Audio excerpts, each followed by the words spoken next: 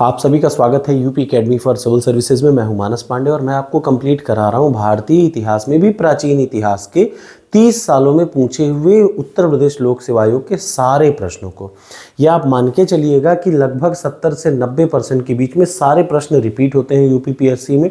इस टाइप के प्रश्न तो कन्फर्म रिपीट हो जाते हैं, और जहाँ पे क्वेश्चन और असर्शन और उसका रीजन, इस टाइप के प्रश्न आपको एकदम रट लेने चाहिए, क्योंकि वही प्रश्न बार बार रिवाइज होके आते हैं। एक तो उसका पार्ट जरूर आ जाता है।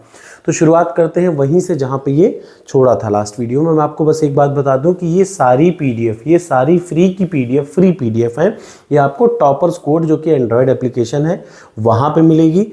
टॉपर्स कोड नाम से है, ठीक। उसी टॉपर्स कोड पे इन्हीं क्वेश्चनों से बनी है टेस्ट सीरीज, जो कि सबसे बेहतरीन है। तो आप पढ़ने के बाद ये जरूरी है खुद को टेस्ट कर लेना, इसी वजह से बना रखी है सबसे बेहतरीन टेस्ट सीरीज। देखिए, अब शुरू करते हैं। भारत में सिकंदर की सफलता के क्या कारण थे? तो पहले मैं आपको बता दूं, भारत में सिकंदर सफल नहीं हुआ था। वो सिर्फ 1 या 2 नदियों को पार कर पाया था, उसके आगे फिर वो वापस चला गया था। यहाँ से पूरा भारत वो जीतना ही पाया था, भारत को वो जीत ही नहीं पाया था। बट फिर भी अगर कहा जाए इस प्रश्न को, तो भारत में सिकंदर की सफलता का सबसे पहला कारण था उसकी सेना बहुत अच्छी थी। मतलब उसकी सेना श्रेष्ठ प्रकार की थी। बिल्कुल सही बात है। यहाँ के कुछ गद्दार ने हमेशा उसका साथ दिया, उसके देशद्रोही भारतीय शासकों का साथ मिला। बिल्कुल सही बात है। और तीसरा, भारत में कोई केंद्रीय सत्ता थी नहीं। तो ये पहला, दूसरा, तीसरा इसका ऑप्शन सही है। अगला आ जाए, निम्न में से कौन सिकंदर के साथ भारत में आया? तो डाइमेकस भारत में आया। डाइमेकस सिकंदर के साथ भारत आया था। युद्ध में जब बड़ी संख्या में काफी लोग मारे गए, काफी सैनिक मारे गए, तो भारत के किस गणतंत्र, भारत के किस राज्य या किस गण की स्त्रियों ने सिकंदर के विरुद्ध शस्त्र धारण किया? तो मत्सग, क्या है? मत्सग। अस्मक की राजधानी मत्सग की स्त्रियों ने शस्त्र धारण कर लिया। याद रखिए, अस्मक की राजधानी मत्सग ने शस्त्र धारण कर लिया। हमारे देश भारत को इंडिया कहने वाले सबसे पहले यूनानी थे। याद रखिए, यूनानी लोग सिंधु को इंडस कहते थे। जो यूनानी थे वो सिंधु को क्या कहते थे? इंडस। उन्होंने ही भारत को इंडिया नाम दिया, क्योंकि भारत के बगल से भारत में कौन सी नदी बहती थी? पहले पाकिस्तान भी भारत में था, तो सिंधु नदी, जिसको यूनानी लोग इंडस कहते थे, वो भारत से बहती थी। अगला, अब मोस्ट इंपॉर्टेंट, इस पार्ट से प्रश्न जरूर आते हैं। संगम युग, चेर, चोल, पांड्य, ठीक। निम्न में से कौन सा चोल राजा शिवपाद शेखर की उपाधि धारण की? तो राजा प्रथम। याद रखिएगा, राजराज प्रथम। मैं आपको जरा सा यहाँ बता दूं, चोल राजा, कौन से चोल राजा ने कौन सी उपाधियां धारण की? अब देखिए, ये प्रश्न एक बार आ गया, अब आपको इन्हीं में से घुमा फिरा के एक प्रश्न दिख जाएगा आने वाले एग्जाम में। जैसे विजयालय ने तंजय कौंड नरकेसरी की उपाधि धारण की, आदित्य प्रथम ने राजकेसरी कोंदारम कोदंडराम, परांतक प्रथम ने संग्राम राघव उत्तम चोल, और परांतक द्वितीय ने सुंदर चोल मदुरई कोंड राजकेसरी, ठीक। राजेंद्र प्रथम का अक्सर पूछा जाता है। एक तो याद रखिए विजयालय का पूछा जाता है, दूसरा राजेंद्र प्रथम का। मुंडीगोंड चोल, ये बहुत इंपॉर्टेंट है। राजेंद्र प्रथम ने कौन कौन सी उपाधियां धारण की? तो मुंडीगोंड चोल, पंडित चोल, वीर राजेंद्र, पराकेशरी वर्मन, ये 2 बार पूछा हुआ है, ठीक है ना। और आ जाइए, राजाधिराज प्रथम विजय राजेंद्र, उन्होंने अपनी उपाधि धारण की। कुलोत्तुंग प्रथम, उन्होंने कटय कोंड चोल और मलयन कोंड चोलन, ये 2 उपाधियां धारण की। अब देख लीजिए, भारत रोम व्यापार का संकेत किस चीज से मिलता है? संगम साहित्य में मिलता है। भारत और रोम का प्रारंभिक तमिल साहित्य में कौन सा एक महाकाव्य था? तो मणिमेखलय और शिलप्पदिकारम, ठीक। अगला, निम्न में से तमिल ग्रंथ लघुवेद की संज्ञा किसे दी गई है? तो कुरल। तमिल भाषा में कुरल को लघुवेद की संज्ञा दी गई है। इसके रचयिता थे तिरुवल्लूर थे। इसमें 133 अध्याय और 1330 कविताएं हैं। निम्न में से कौन भारतीय व्यापारियों में कटाह द्वीप की कठिन समुद्री यात्रा का वर्णन करता है? तो समराइचकहा। एक बात याद रखिएगा, मैंने मेडिवल हिस्ट्री और मॉडर्न हिस्ट्री एनसीईआरटी से पढ़ा रखी है। यही यूट्यूब पे प्लेलिस्ट है, आप देख लीजिएगा। आपको उसके बाद इन सब में दिक्कत नहीं। ये सारे प्रश्न मैंने समझा रखे हैं एनसीईआरटी से, ओल्ड एनसीईआरटी से, नई वाली नहीं, ओल्ड एनसीईआरटी प्रॉपर पढ़ा रखी है। तो आपसे रिक्वेस्ट है कि अगर आप पढ़ना चाहते हैं तो वहाँ एक बार पढ़ के देखिएगा, आपका मन खुल जाएगा, आपको समझ में आ जाएगा कि कैसे इतिहास को पढ़ना है। अगला आ जाइए, कौन सा ग्रंथ भारतीय व्यापारियों द्वारा कटाह द्वीप की कठिन समुद्री यात्रा का वर्णन करता है? समराइचकहा। ठीक, यहाँ देख लीजिए। अब यहाँ पे आपको मैच द कॉलम है, मैच द कॉलम में संगम ग्रंथ था तिरुकुरल की रचना तिरुवल्लुवर ने की थी। ठीक, शिल्पाधिकारम की रचना इलिंगो अडिगल ने की थी। ये भी आपको, इलिंगो अडिगल चेर शासक शट्टुग्रन का छोटा भाई था। ठीक है, और देख लीजिए तोलकाप्पियम, ये भी इंपॉर्टेंट है। तोलकाप्पियम किसने रचना की थी? तोलकाप्पियार ने की थी। ठीक है ना। निम्न में से कौन श्रीलंका का संगम कवि था? तो श्रीलंका का संगम कवि ये था इल्लबोधियार। ठीक, यूनानी रोमन व्यापारियों को यवन के रूप में कहाँ उल्लेखित किया गया है? तो संगम साहित्य में। याद रखिए भारत का रोम के साथ संबंध है, ये कहाँ पे किस ग्रंथ में है? तो ये संगम साहित्य में है। वैसे यहाँ का संगम ग्रंथ तोलकाप्पियम किस विषय पर आधारित है? तो ये व्याकरण पर आधारित है। कावेरी पत्तनम का संबंध किससे है? तो चोलों से है। कावेरी पत्तनम का पादि रूप्यतु किन राजाओं को स्तुति पर कविताओं का संग्रह है? तो चेर। तोंडी एक प्रकार का कौन सा पत्तन था? तो चेरों का। तोंडी किसका पत्तन था? चेरों का पत्तन था। और सबसे बड़ी बात, पश्चिमी तट पर था। आधुनिक वेलानी बंदरगाह चेरों में था। चेर, चोल, पांड्य तीन थे। तृतीय संगम कहाँ पे हुआ? तृतीय संगम मदुरई में हुआ। ठीक है ना। भारत, दक्षिण भारत में 300 से 300 बीसी से 300 एडी के बीच में, याद रखिएगा 300 बीसी से 300 एडी के बीच के टाइम को बोलते हैं संगम काल। इसमें तीसरा संगम मदुरई में हुआ। इसी के समय में अधिकांश जितने ग्रंथ थे वो सब नष्ट कर दिए गए, खत्म हो गया। संगम साहित्य में निम्न वंशों में से किस एक का उल्लेख नहीं मिलता? तो पल्लव का उल्लेख नहीं मिलता। जरा ये इंपॉर्टेंट क्वेश्चन देखिए। अरिकामेडु हिंद रोम व्यापार का एक केंद्र था। बिल्कुल सही बात है। अरिकामेडु की खुदाई से बड़ी संख्या में रोम के सिक्के मिले हैं और इसी वजह से हमें ये पता चलता है कि संगम साहित्य क्या है। संगम, संगम काल बताता है कि भारत के और रोम के अच्छे संबंध थे। ये प्रश्न बहुत इंपॉर्टेंट है, देखिए हिस्ट्री में आया हुआ है। ठीक, अब जरा सा यहाँ पे देख लीजिए कौन से पत्थर दक्षिण भारत के तट पर थे? तो कावेरी पत्तम और गोडकय, ये दोनों दक्षिण भारत के तट पर थे। अगला आ जाइए, चोल, चालुक्य और पल्लव के बारे में। निम्न में से कौन सा वंश संस्थापक सुमेलिन नहीं है? पहले देख लीजिए। संगम वंश का संस्थापक हरिहर प्रथम, बहुत इंपॉर्टेंट। सालू वंश का नरसिंह। संगम सालू नहीं है, संगम सलुआ याद रखिए, संगम सलुआ तलुआ अराविदु। संगम का हरिहर प्रथम, सलुआ का नरसिंह, तलुआ का वीर नरसिंह, अराविडु का तिरुमल। याद रखिए ये बहुत इंपॉर्टेंट है। संगम, सलुआ, तलुआ, अराविदु, ये चार हैं। ठीक, विजयनगर की राजधानी क्या थी? की राजधानी क्रमशः विजयनगर और पेनुगोंडा थी। ठीक, नजर यहाँ देख लीजिए। किस शासक को सप्तम चक्र कहा गया? तो कर्णदेव। कहाँ गया? कर्ण कलचुरी। ठीक, निम्न में से वातापी के चालुक्यों के किस शासन इराक के साथ कूटनीतिक संबंध स्थापित किए थे? तो वो था पुलकेशिन द्वितीय के। ठीक है ना। पुलकेशिन द्वितीय एक बहुत महान शासक था। ठीक, पल्लव में पल्लवों की राजधानी कहाँ थी? अब ये इंपॉर्टेंट है, पल्लवों की राजधानी कांची। ये मैच दी कॉलम अक्सर आपको दिख जाएगा। 2021 यूपी पीसीएस का प्रश्न भी है, बट ये आरओ में आ सकता है। पल्लवों की राजधानी कांची, कदम्ब की वनवासी, पांड्य की मदुरई, मदुरा, काकतिया की वारंगल, चालुक्य की बादामी और हर्ष की कन्नौज। ठीक है ना। जरा यहाँ देख लीजिए, सब सेम चीज़ वही है, बिना किसी बदले को वही प्रश्न को फिर से आ गया। अब यहाँ पे क्या है? ये क्या है देख लीजिए, निर्माता और स्मारक। ठीक, कौन से स्मारक का निर्माता क्या था? विरूपाक्ष मंदिर का लोक महादेवी, इसके निर्माता कौन थे? लोक महादेवी। विरूपाक्ष टेम्पल किसने बनाया? लोक महादेवी। तंजावुर का बृहदेश्वर मंदिर राजराज, बहुत इंपॉर्टेंट है। द्रौपदी रथ नरसिंह वर्मन प्रथम।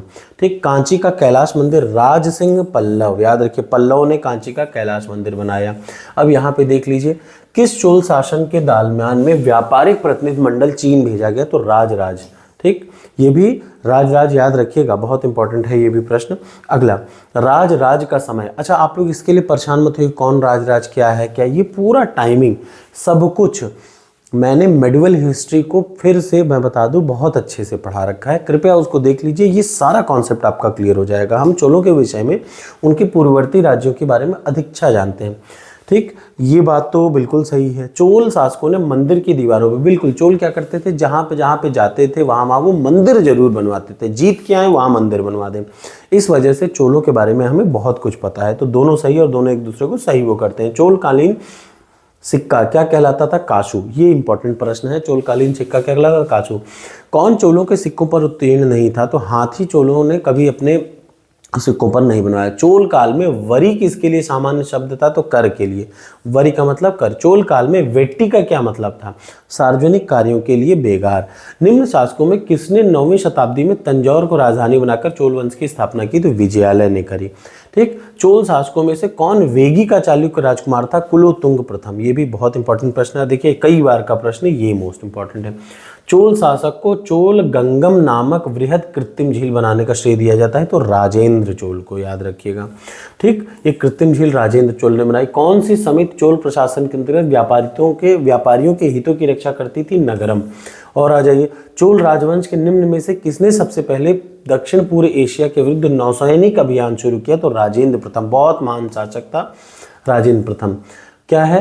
कडार कोंड किसकी उपाधि थी? राजेंद्र प्रथम की उपाधि थी। वह कौन चोल राजा था जिसने श्रीलंका को पूर्णतः स्वतंत्रता दी और सिंघल कुमार के साथ अपनी बेटी का विवाह कर दिया? तो कुलोतुंग। ये बहुत इंपॉर्टेंट प्रश्न है। ये जो कुलोतुंग वन है और ये श्रीलंका में अपनी बेटी का विवाह किया, तो कुलोतुंग प्रथम बहुत इंपॉर्टेंट है, याद रखिए। नटराज की प्रसिद्ध कांस्य मूर्ति किस चीज़ का उदाहरण है? चोल कला का। ठीक है, चोलों के पास से चोलों का एक टटोली अदा करते थे, किस चीज़ का? सुनार। नाट्य विनियोगम शब्द का क्या अभिप्राय था? नाडु के खर्च के लिए एक कर। ठीक। नाडु वलनाडु, ये सब कुछ एडमिनिस्ट्रेशन है, जो मेन एडमिनिस्ट्रेशन है, ये सब में मैंने पढ़ा रखा है, मेडिवल हिस्ट्री में है ये। ठीक। उस प्लेलिस्ट को जरूर देख लीजिएगा, बहुत बढ़िया से कंप्लीट कर रखा है। एक एक अलग अलग, चेर चोल अलग, पांड्य अलग, चोल का पूरा एक सेट। चोलों का राज्य किस क्षेत्र में फैला था? तो कोरोमंडल, दक्कन के कुछ भागों पर। अगला, चोल साम्राज्य को अंत तक किसने समाप्त किया? तो मलिक काफूर ने खत्म किया। निम्न राजवंशों से किसके शासनकाल में अपना ही उत्तराधिकारी घोषित कर देते थे? तो चोल क्या करते थे? अपने ही शासनकाल में अपना उत्तराधिकारी बोल देते थे कि ये होगा। चोल शासनकाल में निम्न में से कौन सा वरियाम उद्यान प्रशासन कार्य देखता था? तो तट्टी वरियम देखता था। वह कौन सा विजय शासक जिसने राजराज, अब देखिए ये एक इंपॉर्टेंट है, अब इधर से अच्छे से पढ़ना है। चोल शासक का नाम बताइए जिसने श्रीलंका के उत्तरी भाग कर विजय प्राप्त की? तो राजराज प्रथम। यहाँ पे कौन मंदिर चोलों से संबंधित नहीं था? याद रखिएगा, तो कैलाशनाथ का मंदिर चोलों से संबंधित नहीं था। कैलाशनाथ मंदिर पल्लवों ने बनवाया था, बाकी सब चोलों ने बनवाया था। इधर देखिए, निम्न मंदिरों में से किस एक का संबंध चोलों से है? तो बृहदेश्वर मंदिर चोलों ने बनवाया। तंजौर के बृहदेश्वर मंदिर का निर्माण किसने कराया था? तो राजराज प्रथम ने। ये तो पेट क्वेश्चन है, आपको पता ही होगा। देखिए ये बार बार घुमा फिरा के फिर आएगा, ये यहाँ पे अलग से एक्स्ट्रा मार्क कर लीजिए। वह विजयश्री शासक जिसने राजराज वन के काल में अपने पिता नागपट्टनम में किए गए बौद्ध विहार के कार्य को पूरा किया, तो वो थे मार विजयोगतुंग वर्मन। राजराज प्रथम के समय में नागपट्टनम में चूड़ामणि विहार बनवाने वाले माल विजय तुंग के कहाँ के राजा थे? तो वो थे श्री विजय के राजा थे। अगला आ जाए, चोल स्वशासन। चोलों की स्थानीय स्वशासन बहुत फेमस था। ठीक। कौन सी बात सही नहीं है? तो ये मतदान द्वारा चुने जाते थे, बिल्कुल नहीं बात है। वो चिट्ठी लिखकर चुने जाते थे, बिल्कुल सही। सदस्य बनने के लिए कतिपय शर्तों को पूरा करना पड़ता था, ये भी सही। चोरी के अपराध में दंडित कोई भी व्यक्ति सदस्य नहीं बन सकता था, ये भी सही है। पहला वाला सही नहीं है। किस दक्षिण भारत राज्य में उत्तम ग्राम प्रशासन था? तो चोलों का जो स्थानीय स्वशासन था, local village administration, that was brilliant. किस एक चोल शासक ने रामानुज को उत्पीड़ित किया, उन्हें अपने राज्य से भगा दिया? वो कहें कुलोतुंग। ठीक, कुलोतुंग द्वितीय। किस की उपाधि त्याग समुद्र थी? तो विक्रम चोल ने त्याग समुद्र की उपाधि धारण की। कौन चोल राजा नहीं था? तो कोकिल विक्रमादित्य। चोल राजाओं के स्नानागार भोजनान का प्रबंध करता कौन था? स्त्रियां पुरुष दोनों मिलके। प्रसिद्ध संस्कृत लेख दंडिन किसकी सभा के थे? तो पल्लवों में दंडी थे, दंडिन। ठीक। मत्स्य विलास प्रहसन का लेखक कौन था? महेंद्र वर्मन। अगला, निम्न में से किसके लिए कहा जाता है कि शास्त्रार्थ में बौद्धों और जैनों को उन्होंने पराजित किया? ये थे अपर, साउथ इंडिया के थे। और यहाँ पे देख लीजिए, ये एक इंपॉर्टेंट प्रश्न है। चोल राजा कुलोतुंग ने शैलेंद्र चूड़ामणि विहार प्रदत्त गांव कर मुक्त कर दिया था, ये सही बात है। कुलोतुंग कडारम को नष्ट करने का दावा करता है, नहीं, ये गलत बात है। ठीक है, अब अगला आ जाइए, नेक्स्ट कम टू दी अगला क्वेश्चन। पल्लव राजा की निम्न में से किस पल्लव राजा की उपाधि राज सिंह थी? तो पल्लव राजा में नरसिंह वर्मन द्वितीय की उपाधि राज सिंह थी। चालुक्यों की राजधानी क्या थी? वातापी। अच्छा, आप सोचते होंगे जैसे चोलों में किसका क्वेश्चन एग्जाम में आता होगा, तो हमेशा याद रखिए किसी भी डायनेस्टी का भारतीय इतिहास में जो एग्जाम में प्रश्न पूछता है, चाहे वो यूपीएससी हो चाहे यूपीपीसीएस हो, दो ही चीज़ पूछेगा। एक, तीन चीज, सॉरी, किसी भी जैसे चोलों के बारे में पूछना है तो पहला तो चोलों का शुरुआत किसने किया था उस राजा के बारे में पूछेगा, दूसरा आखिरी राजा, और तीसरा सबसे फेमस राजा। आमतौर पे कोई भी क्वेश्चन उस वंश के सबसे फेमस राजा पे ही पूछा जाता है, और अगर आप बार बार गेस मार के पढ़ना चाहते हैं तो सिर्फ फेमस राजा को पढ़िए। अगर आप पूरा पढ़ रहे हैं तो ठीक है, अदरवाइज याद रखिए आता क्या है एग्जाम में, उस वंश का सबसे फेमस राजा, उस वंश का संस्थापक और उस वंश को खत्म करने वाला। चालुक्य वंश का सबसे महान शासक कौन था? पुलकेशिन द्वितीय। बहुत इंपॉर्टेंट। किस चीनी यात्री ने चालुक्यों के शासन काल में भारत चीन संबंधों का विवरण दिया है? तो वह है वेंग सांग ने। किस वंश द्वारा महिलाओं को प्रशासन में उच्च पद प्रदान किया गया? चालुक्यों ने ऐसा काम किया। श्री वल्लभ उपाधि किसकी विशेषता थी? चालुक्यों की, ठीक है, चालुक्यों की, ठीक। कवि और नाटककार कालिदास का उल्लेख हुआ है पुलकेशिन द्वितीय के ऐहोल अभिलेख में। जरा सा यहाँ देख लीजिए, पांड्य राजा की जीवन रेखा कौन सी नदी थी? याद रखिए ताम्रपर्णी के किनारे थी। अगला, तीसरी शताब्दी में वारंगल किस लिए था? लोहे के यंत्र उपकरण के लिए, ठीक है। अगला, चालुक्य अभिलेख के तिथि अंकन में शक संवत का 556 दिया हुआ है, इसका तुल्य क्या है? 634, ठीक। अब अगला आ जाइए गुप्त साम्राज्य से। जरा गुप्त साम्राज्य को हम लोग जल्दी से निपटाते हैं। विष्णु पुराण, इधर देखिए, विष्णु पुराण को मौर्यों के इतिहास के लिए अधिक प्रामाणिक माना जाता है। बिल्कुल सही बात है। मत्स्य पुराण को आंध्रों के इतिहास के लिए अधिक पुराणिक माना जाता है, तो दोनों सही है। आंध्रों के इतिहास के लिए मत्स्य पुराण और मौर्यों के इतिहास के लिए विष्णु पुराण। अब आ जाइए, वायु पुराण गुप्त वंश के बारे में जानकारी देती है। याद रखिए, वायु पुराण गुप्त वंश के, विष्णु पुराण मौर्यों के इतिहास के लिए, मत्स्य पुराण सातवाहन, आंध्रों का मतलब आंध्र सातवाहन, ठीक। निम्न में से कौन सा एक था जो कविराज या कवियों के शासक के उपनाम के रूप में अनुभव करता था? तो वो समुद्रगुप्त था। कविराज कौन था? समुद्रगुप्त, ठीक। किसने बोध गया में सिंघली भिक्षुओं, सिंघली कहाँ पे है? श्रीलंका की एक जाति है, सिंघली भिक्षुओं के लिए विहार बनाने की अनुमति दी? तो समुद्रगुप्त ने ही दी। गुप्त स्वर्ण सिक्कों का सबसे बड़ा निदान कहाँ से मिला था? तो बयाना में, ठीक, राजस्थान। बयाना कहाँ पे है? राजस्थान में। गुप्त शासकों में से कौन सबसे पहले महाराजाधिराज की उपाधि धारण की? तो चंद्रगुप्त प्रथम, ठीक। अगला यहाँ देख लीजिए, नेक्स्ट ये है धनंजय, दक्षिण भारत के समुद्रगुप्त। समुद्रगुप्त बहुत फेमस राजा था। देखिए, गुप्तों में एक समुद्रगुप्त बहुत फेमस राजा थे। सिर्फ समुद्रगुप्त नहीं, 2-3 राजा बहुत फेमस थे, जिनका भी नाम मैं बता दे रहा हूँ। चंद्रगुप्त बहुत फेमस थे, समुद्र मतलब गुप्त वंश में चंद्रगुप्त। स्कंदगुप्त भी बहुत फेमस थे, और ये भी बहुत फेमस थे। कौन? जिनका मैं नाम बता रहा हूँ, ठीक है ना। जरा देखिए, दक्षिण भारत के समुद्रगुप्त बहुत, मतलब इसमें गुप्तों में समुद्रगुप्त बहुत फेमस थे। तो समुद्रगुप्त दक्षिण भारत के कौन कौन के समकालीन थे, ये प्रश्न है। तो समुद्रगुप्त के समकालीन थे धनंजय, कुस्तलपुर के नीलराज, अवमुक्त के, उग्रसेन पलक्का के, ये इंपॉर्टेंट है। विष्णुगोपा कांची के राजा थे। इस समय समुद्रगुप्त यहाँ पे था। अब आ जाइए, चंद्रगुप्त प्रथम की राजधानी कुमार देवी। देखिए, चंद्रगुप्त प्रथम की कुमार देवी, समुद्रगुप्त की दत्ता देवी, चंद्रगुप्त द्वितीय की ध्रुव देवी और कुमारगुप्त प्रथम की अनंत देवी। ये अभी रिसेंटली आया, ऐसा नहीं पुराना है, तो अभी रिसेंटली पूछा गया है। देख लीजिए, तिगवा का विष्णु मंदिर जबलपुर में, एरण का विष्णु मंदिर सागर जिला, नचना कुठार का पार्थिव मंदिर पन्ना मध्य प्रदेश, भूमरा का शिव मंदिर जिला सतना में है। अब यहाँ भी देख लीजिए, ये क्या है? देवपुत्र राजकीय उपाधि होती थी, गौलमिक राज कर्मचारी होते थे, कुल्यवाप भूमि माप की इकाई होती थी, और आहार प्रशासनिक इकाई होती थी। यहाँ पे देख लीजिए, शक विजय के संदर्भ में सबसे इंपॉर्टेंट जो प्रमाण मिलता है, इसकी नरेश की राजत मुद्राएं थी।